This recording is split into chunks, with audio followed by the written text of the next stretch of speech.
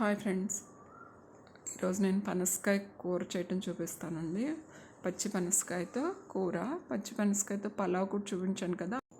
ఇది గమ్లెస్ కాయ అండి. అసలు దీనికి జిడ్డుగా ఏమి గమ్లాగా ఏమి అంటుకోదు. ఆయిల్ కూడా చేతికి అప్లై చేసుకోవాల్సిన అవసరం లేదు.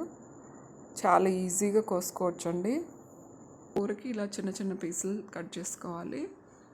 పైన చెక్కు తీసుకొని చిన్న ముక్కలు కోసుకోవాలి కూరకు తగినట్టు. దాన్ని పసుపు ఉప్పు వేసి బాగా వాష్ చేసుకోవాలండి. ఒక 3-4 సార్లు వాష్ చేసుకుంటే బాగుంటుంది.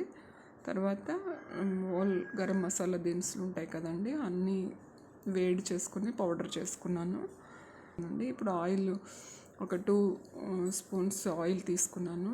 తర్వాత 2 ఆనియన్స్, ఒక 4-5 పచ్చిమిర్చి, 2 రెబ్బల కరివేపాకు తీసుకున్నానండి. అన్నీ ఒకేసారి యాడ్ చేసేస్తున్నాను.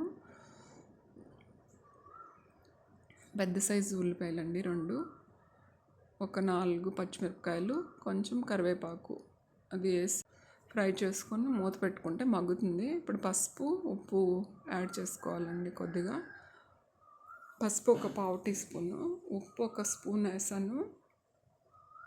మళ్ళీ ఒకసారి చూసుకొని వేసుకోవచ్చు. ఇప్పుడు బాగా ఎర్రగా వేగిపోయినాయి చూడండి ఆనియన్స్.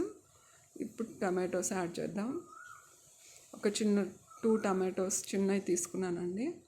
చూసారు కదా, అవి కూడా మగ్గిపోయినాయి. ఇప్పుడు అల్లం వెల్లుల్లిపాయ పేస్ట్ యాడ్ చేసుకోవాలి.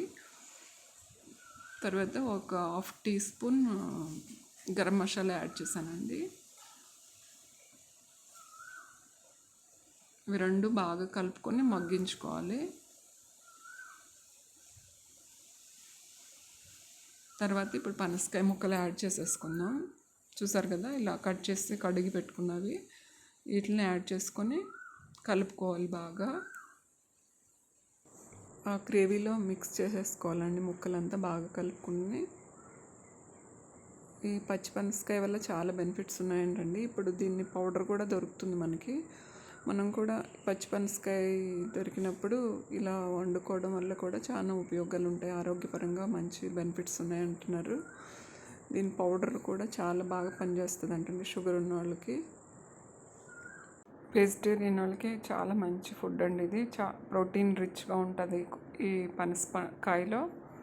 దానివల్ల వెజిటేరియన్ తినేవాళ్ళు పనసకాయ దొరికినప్పుడు తరచుగా తినొచ్చండి. కారం మనకి ఎంత అవసరం, ఎవరి టేస్ట్కి తగ్గట్టు వాళ్ళు కారం ఎక్కువ తినేవాళ్ళు అయితే ఎక్కువ వాడుకోవచ్చు అండి. తగినట్టు వేసుకుంటే సరిపోతుంది. కొంచెం ఉప్పు యాడ్ చేస్తున్నానండి. చికెన్ మసాలా ఉంటుంది కదండి, readymade powder. Garam masala 1/2 teaspoon, chicken masala 1/2 teaspoon అన్నీ బాగా మిక్స్ చేసుకొని ఫ్రై చేయాలి. తర్వాత వాటర్ యాడ్ చేసుకుందాం. ముక్క ఉడకడానికి 1.5 గ్లాస్ వాటర్ పడుతుందండి. ఎందుకంటే ఇంకా దాంట్లో కాయలో ఏమీ వాటర్ ఉండదు అనమాట. మనం పోసే నీళ్ళతోనే ఉడకాలి. అది బాగా కలుపుకొని మూత పెట్టి ఉడికించుకోవాలి. కుక్కర్లో అయితే 10 మినిట్స్లో అయిపోతుందండి. వాటర్ కూడా ఎక్కువ వేయాల్సిన పని ఉండదు. ఇది విడిగా ఉడికించుకోవటం వలన టైం ఎక్కువ పట్టిందండి. దీనికి మసాలాలు మనం రకరకాలుగా చేసుకోవచ్చు.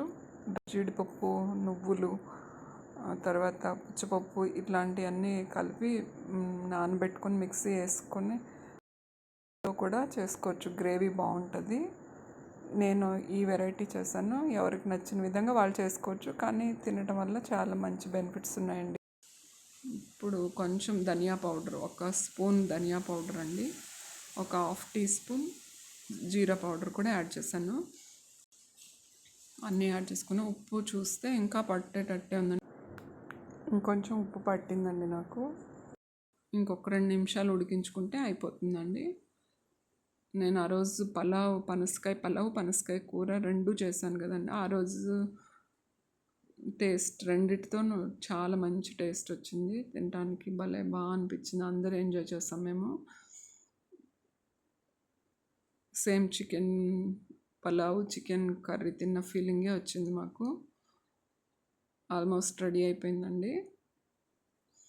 చూసారు కదా, ఎమ్మీగా పనసకాయ పలావ్, పనసకాయ కర్రీ, పెరుగు చట్నీతో చాలా చాలా టేస్టీగా ఎమ్మీగా తిన్నాం మేము. మీరు కూడా ట్రై చేయండి. చాలా బాగా వచ్చింది. చికెన్ తిన్న ఫీలింగే వస్తుంది. నచ్చితే లైక్ చేయండి. Thank you for watching.